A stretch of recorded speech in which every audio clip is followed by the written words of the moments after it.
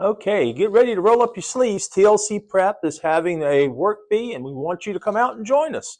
Hi, everyone. It's Principal Billy Wright here at TLC Prep.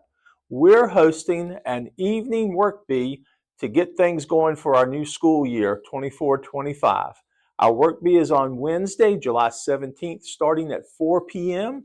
We'll be here all evening, so if you come in later than 4 p.m., that's perfect. We will be tackling a variety of jobs around campus on that afternoon. One of the things is we're going to build a shade for our playground for our teachers and students. Another thing is our gaga pit for our students. I know you guys are looking forward to having a new gaga pit.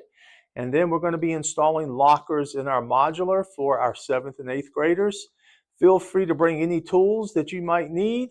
And we look forward to having you guys come out. We can't wait to see you join us for our work bee.